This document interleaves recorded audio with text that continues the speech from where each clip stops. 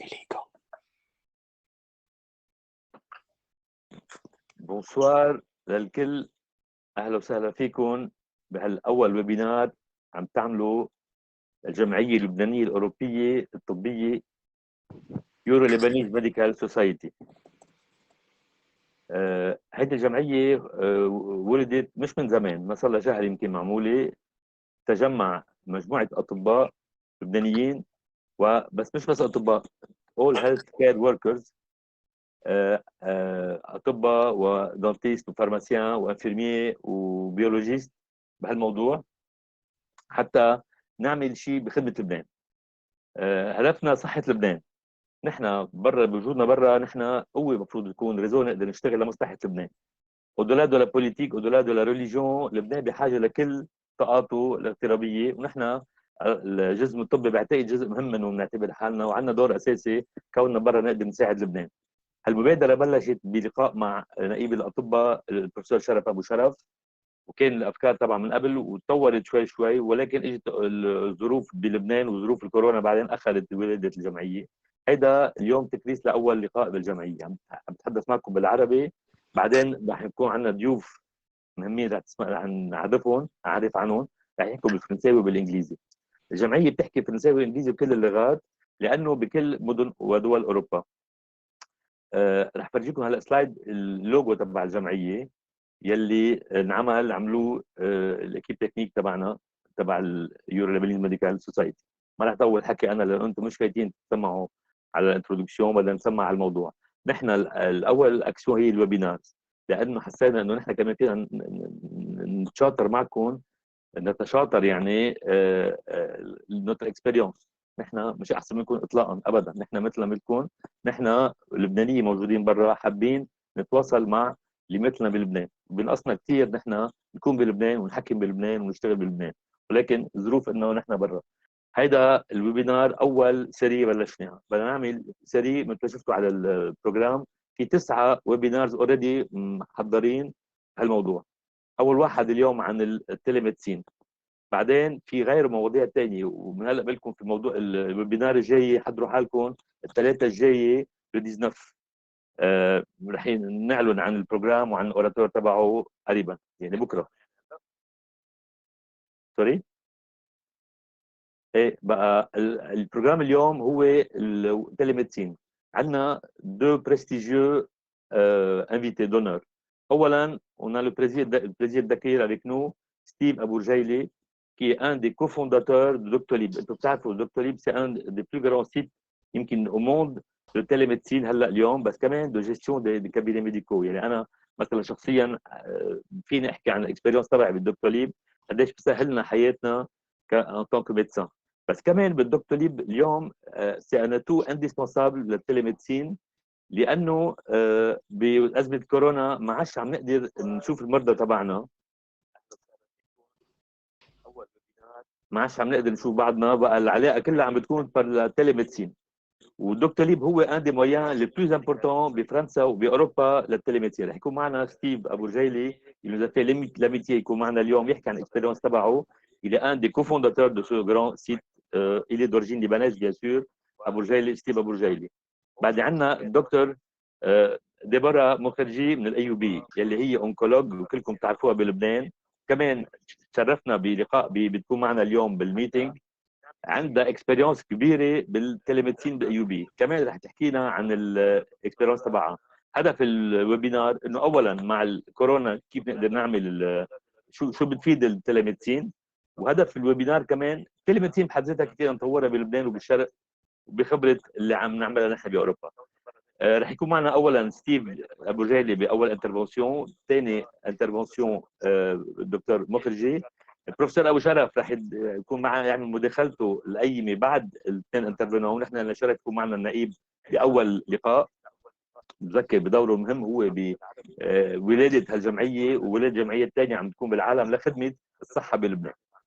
بدي اشكر الكل اللي اشتغلوا من اكيب اليورو ليبانيز ميديكال سوسايتي على هالويبينار، كل الاعضاء، كل اللي بعثوا ميل. بس بدي اخص بالذكر كمان سعد الله تامر، الدكتور سعد الله تامر اللي هو عم بيدير العمليه اليوم ويب ماستر، الزم هنا ومارك شلهوب يلي هن اكثر شيء عم يشتغلوا بالتكنيك مع زملائنا بلبنان. رح اترك الكلام هلا لستيف ابو جيلي. شرمي ستيف ساتوا. Ok, merci beaucoup Elie de me convier. I think it will be better in English, sorry for my French accent. I will do a very short presentation about Doctoral. I don't know if you know it already or not, but to make short, Doctoral, we launched it 7 years ago. We were 4 to launch this company, and now we are more than 1,400 employees, and we have 2 entrepreneurial missions of Doctoral. The first one is how to improve healthcare through technology. And the second mission is how to build a company of entrepreneurs with strong human values. So if you know someone around you in Lebanon or around the world who want to join the company, feel free to send me their CV. But tonight we are here to discuss about the video consultation, so about our first mission, how to improve healthcare through technology. And I think you are like me, a patient, and accessing health is hell. It's like we are in the 19th century, so you don't understand anything and you don't have access to your data. Our health record in France has not changed since the interwar period. So our objective is how to improve patient access to healthcare and patient health. So today we have more than 50 million French people per month who come to our website to manage their health per month. But like the main audience of today, I think you are a healthcare professional, and you will know that you are isolated, and you have technologies that are 5 to 10 years behind. So our second objective is how to improve the quality of life of healthcare professionals and help them provide better care. So we have a lot of projects in Doctoral. We have the main project, the main project of Doctoral, but with a lot of features.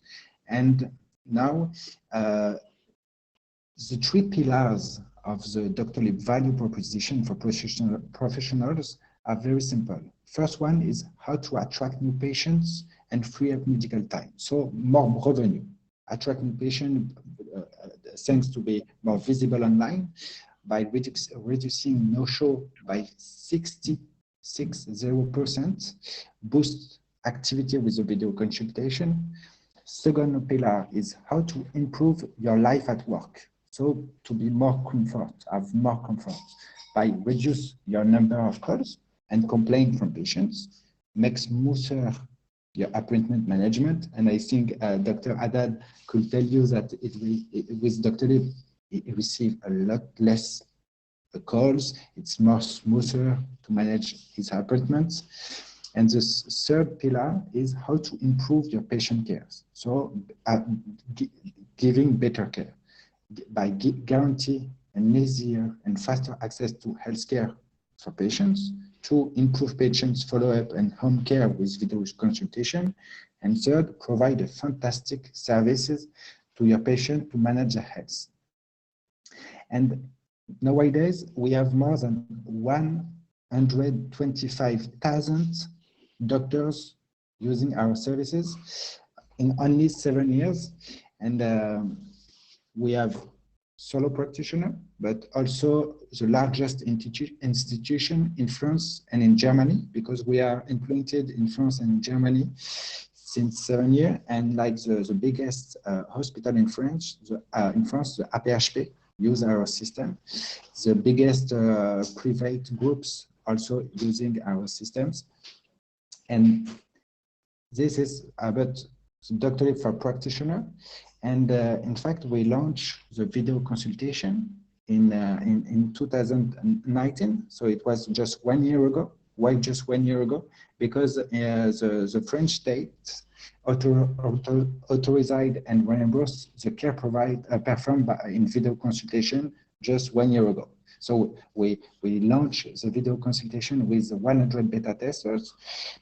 Until the 1st of March of this year, we have over 3,000 users of the video consultation, but due to the COVID-19, we have supported more than 30,000 practitioners to equip themselves with the video consultations.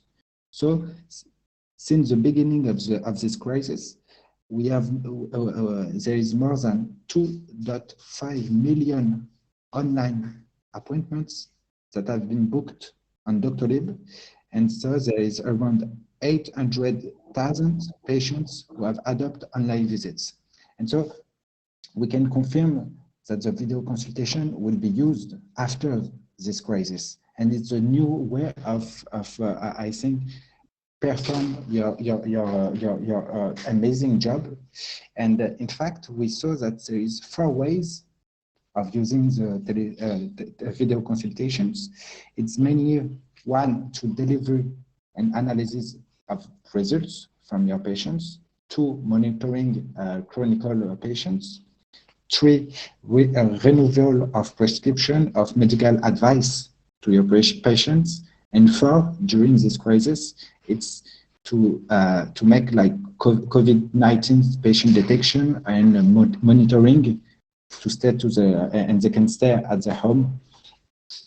So this is the part about the professional, and for the patients, Doctoral, it's a easy way to find, book, manage, and see a doctor.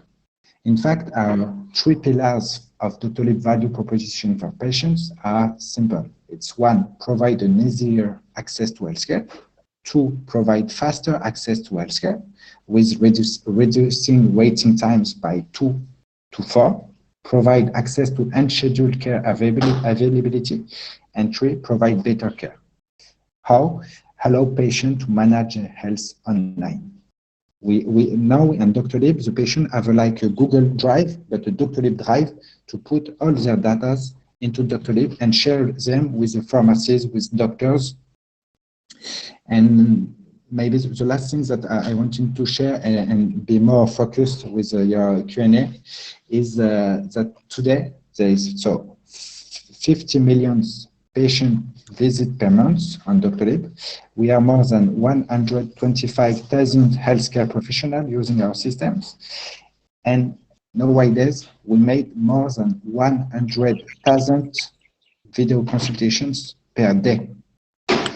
And I think that this crisis, it's a revelation that the video consultation will be maybe the future of one of the future of the healthcare. I think like in 5 years, maybe half of the consultation will be in your offices and half of them and the rest of them will be on video consultation. And we have to create how to use it, how do we can make it. So I just take 10 minutes. I hope that you understand why we are doing why we are doing it and how we do it. And it will be a pleasure to discuss of how you can implement it in Lebanon with another solution, because we are not in Lebanon. Ok, très bien. Merci beaucoup, Steve, pour cette très belle présentation, pratique et concrète. If you have questions, please, si vous avez des questions, il faut les envoyer. Et après les 2 présentations, et la présentation du président du Conseil de l'Ordre, on va poser toutes les questions que vous posez. Voilà. Merci beaucoup, Steve, encore une fois. It's a pleasure to have with us Dr. Deborrah MUKHERJI from ABOU. She's an oncologist that you all know in Lebanon, but she has a lot of experience in telemedicine also. تفضلي, Dr. Deborrah. So thank you very much for the invitation. It's a great pleasure to be speaking at the first webinar of this really exciting society. So thank you very much. So first of all, after the really exciting presentation from Steve, I have to say that our experience has really been limited to this COVID-19 pandemic. So this is really a new area for us in Lebanon. And I just wanted to show you a few slides about how at AUB we have really quite rapidly implemented telemedicine, particularly for our oncology patients. I'm just waiting to see if the slides are coming up because I'm not in charge of them. Okay.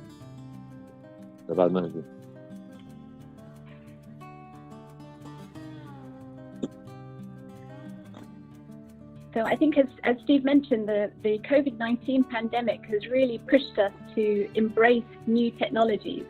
And with the shutdown and the lack of access to healthcare, rapidly starting up telemedicine for all our patients has been a real priority.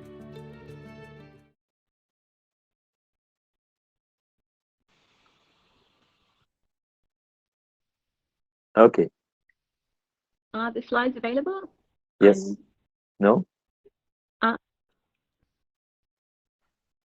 We have the first I'm one. following on the YouTube. There's a delay. Yes, he put the first one on YouTube. Okay. Perhaps it's our, it could be our internet that's a bit delayed.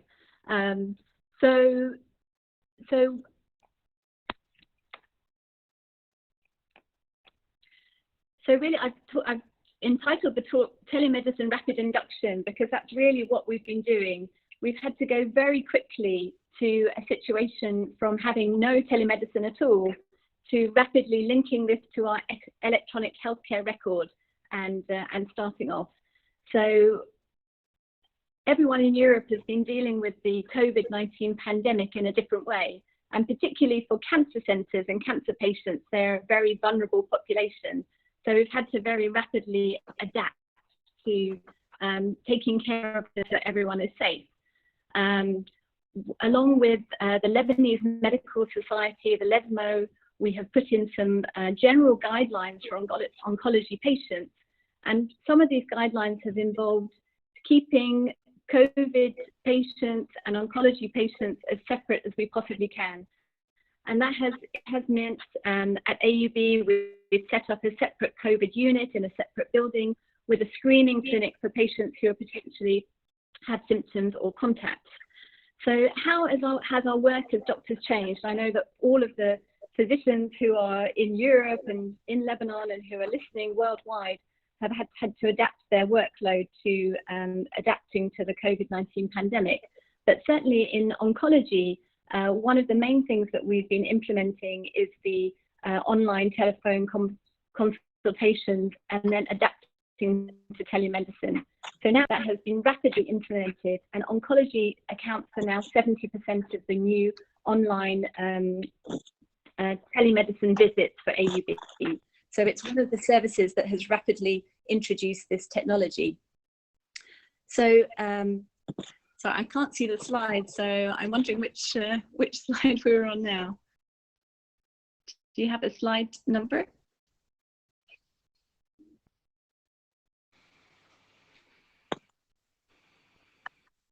Three. Number 3, okay. So we can go to number 4 and skip to number 5. So this remote access for all physicians has meant that that WebEx meetings have been introduced for all of our multidisciplinary tumour boards, and all physicians have been given access to through our electronic medical record. And we actually use Epic, which is one of the biggest electronic medical record services that is used in the US. We can link up with WebEx to offer our patients, connect our patients and our physicians through online communication. So if we can go to slide number 6. So at patient level, we've obviously had to adapt our protocols with the hospital and with the COVID-19 planning unit, and also introduce a lot of planning and communication for patients, knowing what the proper precautions are to take, and also educating our population about telehealth and telemedicine, because this is something which is very new in the area. And if we go to now, had to introduce several facility interventions for our patients, which have included for the oncology patients having separate elevators up to the oncology unit, reducing the visiting times, the amount of visitors allowed for our patients, monitoring the entrances and temperature monitoring, and I'm sure that's something that's been introduced all over Europe as well. If we go to slide 8, so we've had to move very rapidly from starting off with contacting our patients by telephone to introducing this online e-health consultation. And that was really facilitated by a decree from the Lebanese Order of Physicians, which gave physicians the legal coverage for telemedicine consultation. So we really couldn't launch this until we did have that support from the introducing online telephone and WebEx visits. So if we go to slide number 9, establishing the online consultation, of course, we wanted to make sure that our patients continued the communication and follow-up with their oncologists and physicians with continued care, also respecting social distancing and keeping our potentially immunosuppressed patients out of the hospital. And another very important point is actually continuing to think about financial revenue for the hospital, because with patient visits and elective surgeries being postponed and cancelled, this has had a huge impact on revenue for many medical practices. So what have been the challenges into introducing the online telehealth, particularly in Lebanon? Number one, we've had connection problems. We've had the potential inexperience of our patients to online health. And this is something that we've really had to educate our patients about.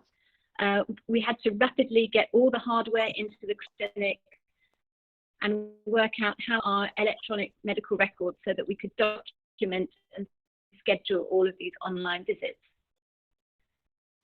To slide 10, these with the financial development, we had to work out how we could actually either not charge or charge for patient visits, scheduling and the flow of online patient visits to fit in with the clinic schedules. We did a lot of testing, patient communication and physical setup, so setting up all the hardware and testing it with the patient. And slide 11 is just a very brief snapshot of how we link the EPIC electronic medical record system to the WebEx, and we've actually had to put in special online charging codes and also ways that we can make sure that the patients are not charged for these additional online visits if that's appropriate. So they're not left with an unpaid charge when they next come to the hospital. So if we go to slide 12, we've just put together some top tips about how we've really implemented this, particularly in Lebanon. The first one really is the hardware and the connection, setting up headsets and cameras in the clinic, being able to share screens with the patient, to be able to share lab test results and imaging results has been really important, and linking with the electronic healthcare record for scheduling and documentation. One of the most important things has been support. So we always have one of our clinic team, one of the nurses who are communicating with the patient before the consultation, making sure that they have downloaded the application, that they know how to get online, and that they're online at the appropriate time. And then also setting the expectations of the patient regarding the timing of the consultation, the duration, the financial issues, and also, unfortunately, we are not yet able to communicate electronically with pharmacies or with third-party payers such as the Daman. So currently, we have to arrange for patients to come and collect hard copy and stamped requests for lab tests, for medication tests. So this is something that really does need to be worked out with the patients. There's also some data we've seen from Europe how telemedicine has taken off, but also some data from EPIC in the US. And slide number 13 shows that between March 15 and April 14 of this year, during the pandemic, around 50% of all clinic visits are actually switched to online consultations. So this is a huge increase in the use of telemedicine via EPIC in the US, and something which is definitely here to stay.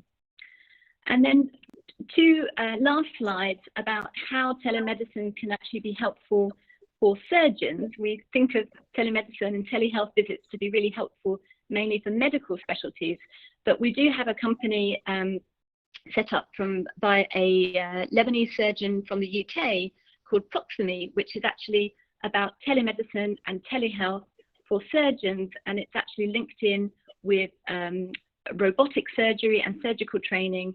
And slide 15 shows the founder of Proximy, who is a Briton, and this has been set up with some memorandums of understanding with the AUB, the Global Health Institute, and we have a picture of one of our surgeons with the robotic surgery, which is also benefiting from training and assistance with telehealth. So this is not just for online medical consultations, but also has a value in surgical training and surgical assistance as well.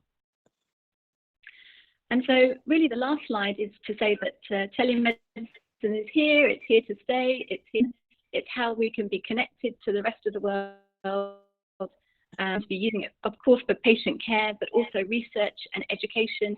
And it's something that we'd really like to build on the links, the strong links that we have in Europe, and particularly with the Lebanese diaspora worldwide, to connect, to improve the healthcare of patients in the region. I think it's a really powerful tool. And if there's something positive to come out of the COVID-19 pandemic, it's really connecting us all in different ways. And I hope that continues. So that was my last slide. And I'd like to, again, thank the organizers for this opportunity to be involved with the society. And I look forward to any questions or discussion. Thank you very much, Dr. MUKHERJI, for this great intervention. Je vais laisser la parole au président du conseil de l'ordre, le professeur Sharaf Abou Sharaf, qui est avec nous. يقول كلمة بهالمقدمة. تفضل نائب. أولا بدي أقول لكم مساء الخير لكلكم، وبدي أهنيكم على هالمبادرة بأول ويبينار ميتينج لكم، وبدي أشكرك إلك خاصة دكتور إلي حداد والحكم اللي اشتغلوا معك وعملوا مجهود حتى هالشيء يكون موجود. لا شك إنه الأونلاين تيليميديسين فتحنا آفاق واسعة للتعاون ولو عن بعد، خاصة بهالأيام الصعبة اللي نحن عم نمر فيها، ودوام اللقاء مع الاغتراب اللبناني وبالأخص العلمي الطبي. ونحن بنقابة الأطباء في عدة لجان عم تشتغل حتى هالتليميديسين يكون موجود. وبدي أذكر بالأخص دكتور مروان الزغبي ودكتور وسيم بيطار يلي حضروا مشروع، وبعتقد صار تقريبا جاهز، عم نجرب نعمل له اللمسات الأخيرة نحط عليه حتى من كل النواحي القانونية والنقابية يكون حاضر. وبذات الوقت عم نشتغل على إنه ال Continuous Medical Education يلي هي CME نقدر نعطيها، لأنه بعرف إنه هيدي مهمة كتير لإلكم ولإلنا، وبتصور قريبا بتكون خالصة حتى نقدر نعرضها على مجلس النقابي ناخذ الموافقة، وهالشي بدعم بقوة تعاوننا واستمراريتنا. لا شك في إفادة كبيرة للبنانية اللي موجودين هون، خاصة بهالظروف هيدي، وقت اللي نحن بحاجة لمعلومات كتير ولمساعدات كتيرة حتى من خبراتكم اللي عندكم إياها بالدول الغربية نستفيد ونطبق بأقل كلفة ممكنة شو اللي لازم ينعمل، خاصة أنه أنتم كلكم تعرفوا إمكانيات بلدكم قديشية متواضعة. لا شك في إمكانيات علمية كبيرة، أطباء خبراتهم كتير عالية ومستوى عالي، وقسم كبير منهم كانوا بالغرب ورجعوا، ومن هون في إيجابية كبيرة إنه هالتعاون يضل ماشي. وبتأمل إنه هالأول اجتماع عم نعمله اليوم على الويبينار يؤدي إلى اجتماعات عديدة وإلى استفادة لإلكم ولإلنا. كرر تهانية لإلكم وبشكركم إنه دعيتونا حتى نكون معكم، ونحن وياكم دائما إيد بإيد نمشي لقدام ولفوق مشان بلدنا. ميرسي دكتور إلي. ميرسي بروفيسور أبو شرف. ونحن عم نعمل أقل بواجباتنا، يعني بالعكس نحن عم نستفيد من اللي عم نعمله، لأنه بيرتاح نفسيا الواحد إذا قدر خدم بلده من هو بعيد، لأنه ça nous manque beaucoup هذا الشغله اللي صدقني. بدي اقول اول شيء انه نعتذر اعطينا وقت صغير للويبينار ساعه تكون كونسنتري نحكي الاشياء الاساسيه لانه الموضوع كثير كبير. اذا اضطرينا نعمل جلسه ثانيه بعدين عنه ان شاء الله نعمل بعدين جلسات بعد الكوفيد ما يضل موضوع الكوفيد هو السنتر دو تو يعني. في كذا سؤال. cher Steve, la première question pour toi. Oui. Est-ce qu'il y a des problèmes éthiques dus à la téléconsultation avec Doctolib avec vous? On peut t'aider dans la réponse éventuellement. Je veux bien qu'on réponde ensemble, mais, Oui. Mais pour répondre à cette question, in fact, we make healthcare more egalitarian because patients have easier access to care. And to give you some figures, during the video consultation really realized in April 2020, we have like 15% of patients aged between 0 to 17 years old, and we have more than 28% of our patients on video consultation that have over 55 years old. And in fact, since the start of the epidemic, 34% of patients over the age of 65, they made a video consultation. So I don't know it's a good answer to this question if it's more ethical or not. But Dr. Haddad, I give you the possibility to answer because you are using it. effectivement بعتقد ما في ethical problem لانه c'est égalitaire يعني accessible à tout le monde. كل الناس قادره تفوت على الدكتوليب او اي وسيله ثانيه تعمل كونتاكت مع الطبيب اللي بدها اياه بالوقت اللي بدها اياه وتقدر تاخذ معه consultation يعني ما بظن في بروبليم اتيك. لحد هلا على الاقل en tout cas jusqu'à maintenant il n'y a pas eu de problème éthique posé à ce niveau-là. Je vois pas pourquoi il y aura des problèmes éthiques à ce niveau-là. Au contraire, c'est tout le monde qui peut avoir accès à ça, quelle que soit sa classe. Au contraire, même parfois dans la consultation sur place, il y a des gens qui ont fait des passements d'honoraires, etc., qu'on ne peut pas faire par vidéo. Donc, au contraire, à mon avis, c'est beaucoup plus égalitaire entre tout le monde. Exactly. Bon, la deuxième question, how is telemedicine accounted for in case of malpractice? It's a very good question, and I don't know. You know, it's a new kind of practicing medicine.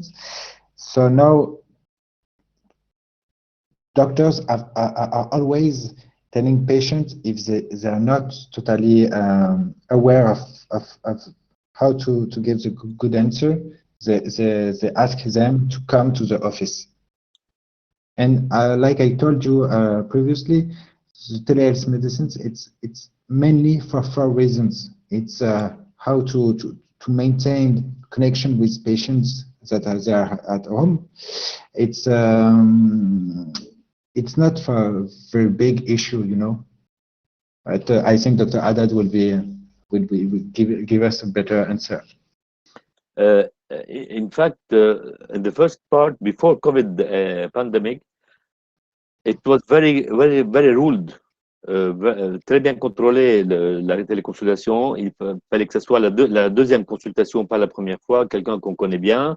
Il y a des conditions. Avec la pandémie de Covid, ils ont ouvert beaucoup plus de possibilités de consultation. Même la première fois, c'est possible par télémédecine. Même par téléphone aussi, on peut joindre les patients et c'est autorisé. Donc, il n'y a pas de malpractice dans le sens légal parce que c'est l'État qui a autorisé cette façon de traiter. D'abord, c'est eux qui ont dit il faut traiter. Au contraire, parce que s'il n'y avait pas la télémédecine, il y aurait beaucoup plus de problèmes. Déjà, avec ça, on a beaucoup de moins de consultations, donc beaucoup moins de soins pour les gens. Donc, l'État, le gouvernement a couvert la télémédecine. Deuxièmement, c'est le patient qui prend la démarche pour prendre contact avec le médecin. Ce n'est pas le médecin qui va chercher le patient. Donc, il est conscient. Donc, normalement, c'est lui qui a donné son accord. Et on a beaucoup de patients qui refusent la télémédecine. Ils nous disent non, je ne veux pas. J'ai eu un patient qui était même fâché qu'il n'y a pas de consultation physique. Il voulait absolument une consultation physique sur place. pour le moment, c'est pas possible dans les centres médicaux, c'est très compliqué. Donc moi, je pense que la malpractice avec la télémédecine, c'est exactement la même chose que dans la médecine normale, il y a ni plus ni moins. Exactement. En fait, si vous me permettez, en français, ce sera beaucoup plus simple pour moi. Mais donc, ce qu'a précisé le docteur Haddad, en fait, je voulais pas présenter, mais en fait, la vidéoconsultation était extrêmement bien encadrée jusqu'au à peu près mi-mars. C'est-à-dire, elle était encadrée par un avenant, ça s'appelle l'avenant numéro 6, qui stipule, en fait, qui contraint la vidéoconsultation uniquement aux patients déjà venus au cabinet. Donc, ça doit être un patient connu du praticien qui est venu au cabinet dans les 12 derniers mois. Donc, je suis un patient qui est venu il y a 18 mois, je ne pouvais pas faire de vidéoconsultation. Je devais être un patient connu du praticien et qui est venu au cabinet donc dans l'année en cours. Et en fait, nous, on a listé quelques cas d'usage selon les spécialités. Et par exemple, pour un médecin généraliste, on en a listé par exemple 5, qui est qui peut lire les résultats d'analyse biologique de son patient, qui puisse lui donner une ordonnance ou un certificat qu'il ait perdu, donc lui rééditer un certificat qui date de moins de 12 mois. 3, ça peut être sur de la réévaluation suite à une venue au cabinet. Et 4, c'est pour préparer un voyage, par exemple, à l'étranger. Donc, c'est des cas vraiment précis et c'est pas toute la médecine ne pourra jamais être réalisée en consultation vidéo. I would like to ask the same question of malpractice to Dr. MUKHERJI. How is she dealing with this at AUB?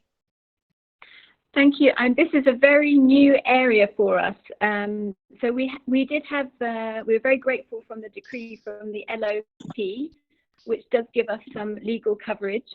And so far, we've just been using the telemedicine visits for follow-up patients. So we haven't been enrolling new patients for telemedicine visits. And particularly in oncology, we think it's need to review imaging and pathology results. So this will always be the case. So I think as Steve mentioned, this is mainly for conditions which we can easily manage through telephone or online consultation. And it's important that the physician is not overstepping the ability of telemedicine consultation and going beyond what they feel comfortable and confident in diagnosing. And always, as you mentioned, calling the patient to the clinic if it's something serious or something that needs a detailed physical exam review. So far, this is a very new area, and I think that we should all be guided by our medical societies to protect physicians. And the protection of physicians from malpractice is something which is very difficult in Lebanon, and the rules are not clear. So this is something that should definitely be developed rapidly for the safety of patients and physicians. Thank you, Dr. MUKHERJI. Steve, how can the prescription be renewed online? Sorry? Comment la prescription peut être renouvelée online? Okay, so this is very simple. Using with your electronic health record. In fact, you have two possibilities. Using your software to edit and send the prescription via Doctoral to your patient. Or the second possibility, it's we have created a dematerialized care sheet for practitioners who don't have access to their software. So just a drag and drop on Doctoral, and the patient have access in his securized applications to have his care sheet. OK. Donc là, il y a des questions concernant justement le Electronic Health Record. How is the une petite réponse, un petit commentaire concernant le malpractice. Je peux répondre ou bien? تفضل. Nous avons avec nous alors des médecins, le fameux juge, président Ghanem. On travaille avec lui sur ce sujet maintenant et on lui a demandé cette question. On aura une réponse écrite prochainement, mais on a eu une réponse préliminaire de lui. disant que la responsabilité est toujours la même et elle est partagée. Quoique on n'a pas le malade devant nous pour l'examiner, mais au cas où il fera une faute ou quelque chose comme ça, ce sont les mêmes règles qui vont être là, mais comme je l'ai dit déjà, on aura une réponse écrite prochainement. Pour lui, c'était une responsabilité continue, non partagée, elle est toujours la même. OK? OK, très bien. Merci. سؤال عن how is the info linked to electronic health record? Je sais pas si Steve veut répondre. Moi, vas-y, Steve. Well, it's very simple. Ouais. It's not linked. When you carry out a video consultation with Doctoral, you also open your software, your electronic health record to complete your patient's health information. Chaque médecin ici, il a son logiciel sur lequel il y a les dossiers des patients. Donc, Doctolib, c'est l'agenda qu'on a, si vous voulez, l'agenda, le moyen de contacter le patient. Mais après, on fait, on fait les prescriptions, on fait les notes, l'observation, tout sur le logiciel qu'on a. Et ça continuera si on le voit en physique après. Donc, il n'y a pas de lien direct en Doctolib. Quoique c'est faisable dans quelques cliniques, mais ça dépend, c'est ponctuel. OK, l'autre question sur le medical record aussi. Has the patient a unique medical record number that all physicians will be able to see his medical file and at any time without his permission? Le dossier médical partagé n'est pas encore actualisé en France, n'est pas encore d'actualité. C'est un rêve qu'on a, une chimère peut-être depuis des années. Ça continuera pendant quelques temps encore, mais on ne l'a pas encore. Il y a des choses à rajouter, Steve? Soon. OK. Dr. MUKHERJI, is there a link between your system and the medical record? Yes, so we are using the EPIC electronic medical record platform, and that has a link with the Microsoft WebEx software that we're using. So when we do our clinics, we have normal in-person visits, and then we have scheduled WebEx visits. And we just open the patient's chart on the computer, we click the link, and the clinic team have made sure that the patient is online already, and we continue to enter and document the consultation as we would, as if they were in the clinic with us. So we have a very helpful link with our electronic medical record. For patients who are in clinics, or for this to be transferred to other centers in Lebanon which may not have an electronic medical record, it's definitely possible, but it just means that we need to make sure that everything is properly documented from that consultation, again to help with that legal issue. And how do you do in Lebanon to send back the prescription, the prescription to the patient? If you renew the prescription, how you can send it? This is a problem. Yeah, but this in is France, a problem. it's easy. So currently this is not yet supported. However, the NSSF, the Daman in Lebanon, is planning to move to electronic prescribing in the future. But this is something which is in progress, and it would be very helpful. But currently, the patient needs the paper copy that's signed and stamped by the physician. So this is a limitation at the moment. Okay, another question for you, Dr. MUKHERJI. Are you using telehealth technology for resident supervision? Any feedback for this? So for resident supervision, currently we have not been using it, but certainly for all of our medical students, everything has gone online. So for our medical students, we're now doing all the classes, team-based learning, even clinical skills sessions are being done online with demonstrations. So that is the first step.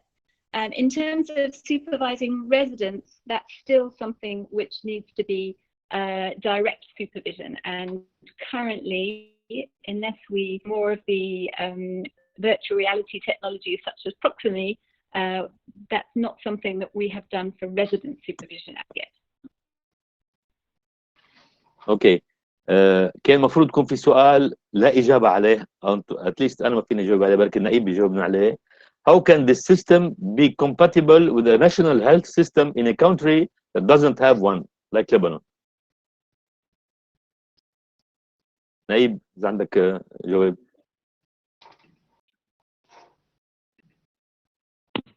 بدي بس علق شوي على الميديكال بريسكريبشن، وصفة المواد اللي عملناها وقت اللي كنت نائب مرة الماضي، ويلي لم تطبق مثل ما لازم. عم نشتغل هلا بصراحة حتى نقدر نطبقها بشكل علمي وموضوعي واوتوماتيك، ما وقت اللي بياخذها المريض عبر الانترنت او اونلاين او تيليميديسين بيكتب له اياها الحكيم، بدها تروح للجهات الضامنه كلها او المعنيه، يعني بتروح للضمان، بتروح للاسيورانس، بتروح للفارماشيه، مش مثل ما كانت ماشيه هلا ما في شيء مطبق منها الا انه عم نكتبها. وهالتعاون عم نجرب نعمله مع نقابه الصيادله، الضمان الاجتماعي، وزاره الصحه، تعويض الموظفين، وبتكمل من هلا لكم شهر هيدي بتكون خلصة ومحطوطة على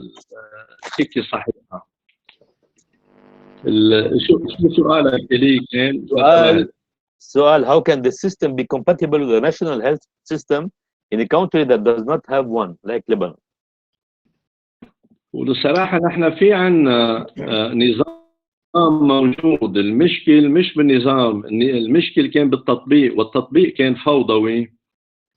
ولو ما عندنا نظام وقت اللي وقعنا بمشكل كورونا هلا قدرنا بسرعة نقدر نفعل كل الجهات المعنية حتى نتهيأ انه نقدر ناخذ المرضى اللي كانوا عم يوصلوا لنا، ابتداء من المستشفى الحريري مثلا للمستشفيات بالمحافظات، للتعاون مع البلديات. يعني في اشياء كثير كانت موجوده ومعموله ما فينا ننكرها. المشكل كان في شويه فوضى بالشغل، نسبيا تنظم وبين ضروره العمل بسرعه على الشيء اللي كان معمول، حتى وقت اللي بنوقع بمشكل نقدر دغري نمشيه. مع الفوضى اللي كانت ماشيه، الهدر اللي كان موجود، بدنا نحكي عن غير اشياء فساد وغيره، وانتم عرفتوها مني صرتوا بعتقد. في اشياء كثير معموله واشياء كثير منيحه، حرام واحد ما يذكرها، انما بدها تنظيم وبدها خط على السكه. وبرجع بقول اللي صار بوقت الكورونا بينا، مش ايد وحده اشتغلت حتى بسرعه مرحله من الكورونا قطعتها بنجاح. الشغل اللي كان معمول قبل ساهم الى حد كبير من القطاع الطبي، من نقابه الاطباء، من نقابه الممرضات، من كل اللي تعاونوا، منظمه الصحه العالميه، حتى قدرنا قطعنا بنجاح اول فتره. واقعين بمشكله هلا بطبيعه الحال كمان سبب الفوضى. بتامل انه بالاشياء اللي عم بتصير هلا مؤخرا، بالمؤتمر اللي عملناه اليوم مع عمداء كليه الطب بنقابه الاطباء، عم نرجع نضوي على اهميه التأيد بالقوانين، بالأنظمة، بالإرشادات اللي عم تنعطى، التعاون مع الكل وبين الكل حتى نتخطى هالمرحلة. في اشياء كثير بعد بنتعلمها تنحسن نظامنا الصحي لا شك، بس في اشياء كثيرة موجودة يفترض نقدر نطبقها بالشكل الصحيح. هون نحن ما فينا غير نحيي كل العمل بلبنان برموا شابو، لانه شغل الحكومه وشغل الاطباء وشغل كل المستشفيات وكل الكرونيك كل الهيلث سيستم بلبنان اثبت انه مثل ما تقول نائب انه منه مثل ما متصورين وبفكروا العالم، بالعكس كثير مهم. واللي عمله خاصه اذا بتقارنوا باللي صار بفرنسا والمشاكل اللي صارت عندنا كان احسن بكثير اللي صار بلبنان. Une question à toi, Steve. Comment la sécurité des infos du patient est-elle assurée? Thank you. It's a very, very good question. But in fact, we have, comme les autres, in fact, all the questions are very good. But this one, the security is for us one of the fundamental of Doctoral. So in 3 fronts, we respect, first one, we respect strong commitment to protect the health data to your patient in accordance with French and European regulations. So we have the RGPD. The second point, it's patient health data. It's stored in health data host validated by the Ministry of Health. And the third point is that we encrypt data systematically and on several levels. Communication with our servers are encrypted. The most sensitive data is encrypted, and the storage space containing this encrypted data is itself encrypted. And according to Psi Rating, it's a website who make rating of different companies. Among more than 100 companies evaluated in the health sector, Doctolib has been classified as a leader in cybersecurity. So clearly, it's our main objective is to ensure the security of the data for our patients and to our doctors. Okay, merci Steve. Question for Dr. MUKHERJI. Have surgeons already used the Proximie platform in Lebanon, and what did they think of the latency?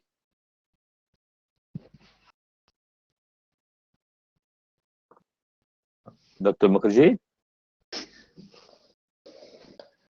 Yes, hi. One question for you. Sorry, I didn't quite get that. Yeah, okay. Have surgeons already used the Proximie platform in Lebanon, and what did they think of the latency? For Proximie, so I'm not a surgeon, so I haven't tried it. It's been used successfully at AUB, both with urological surgery and other types. The question about the latency, I don't know. I'd have to ask my colleagues about that. But it's something that at the moment is mainly being used as a training tool. So mainly used in surgical education. But the potential for multi-center collaboration and patient care is huge. Okay, thank you. Steve, encore une question. What about the elderly? How to reach out and make them seek medical help via telemedicine? You think that they can neglect the symptoms in case they have trouble reaching out to their physician? Est-ce que vous avez dans la population de population âgée, tu avais donné des chiffres sur ça? Oui.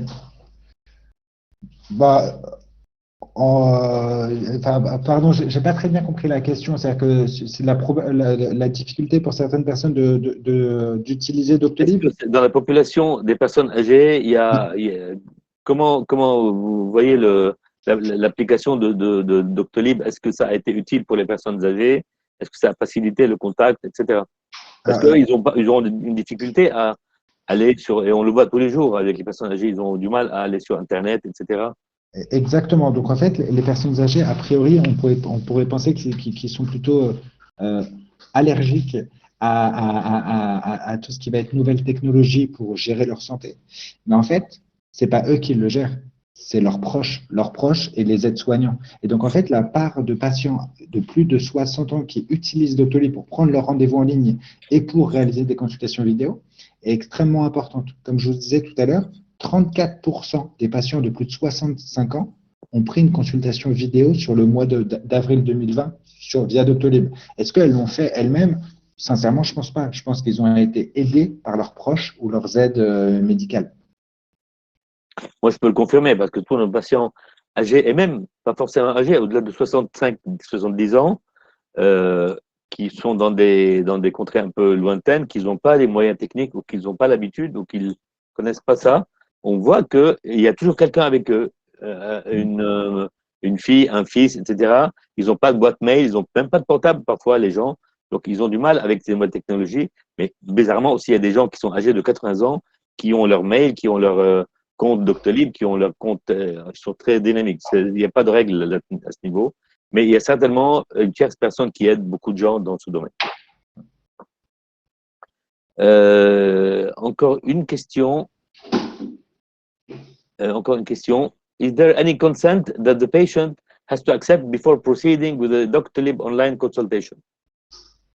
Not particularly conditions, it's the term and conditions of Doctoral website.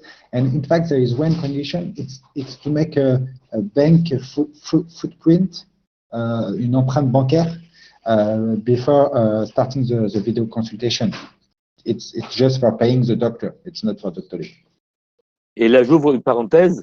Là, il y a beaucoup de gens qui ne mettent pas de carte bancaire. Il y a beaucoup de gens qui sont en France à 100%, donc ils disent, moi, je n'ai pas à payer, donc ils ont peur de cette démarche-là. Donc là, pour le moment, le gouvernement a autorisé de les appeler. Donc, ils sont inscrits sur Doctoral, on sait qu'ils sont là, nous, on les appelle et on fait la consultation par téléphone, mais on gère sur Doctoral le reste des éléments.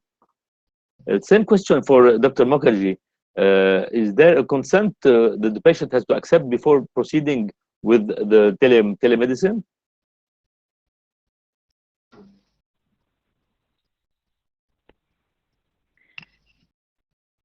Dr. MUKHERJI? Yes, in our system there is a form of consent. Yes, we Okay. do have a consent that has to be or terms and conditions more than a consent for the patient to engage in the telemedicine consultation. And again, some of that has to do with payment. Okay, and really the last question, is the consultation recorded? On Doctoral, no.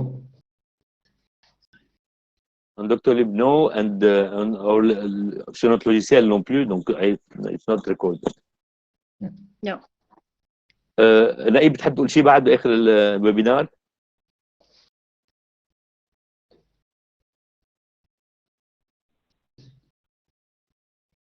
أستاذ أبو شرف معنا؟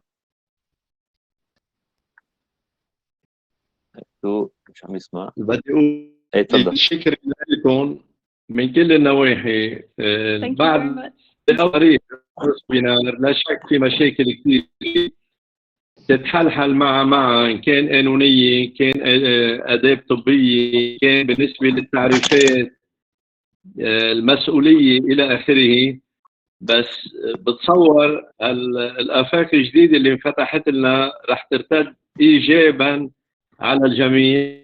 معلومات كثير بنقدر نحصل عليها ومنوفر كثير وقت إن كان على الطبيب وإن كان على المريض، وإن شاء الله دائماً سوا لقدام. Okay, Dr. MUKHERJI, thank you very much for your intervention. Steve RJEILY, merci beaucoup de ta présence avec nous. On est très fiers de tout ce que tu as fait. Saadallah, Marc et Elsa, merci beaucoup pour tout. À toute l'équipe de Eurolebanese Medical Society. See you next webinar, next Tuesday, mardi prochain. Merci beaucoup. Merci لكم جميعاً. Merci beaucoup. Thank you. Thank you.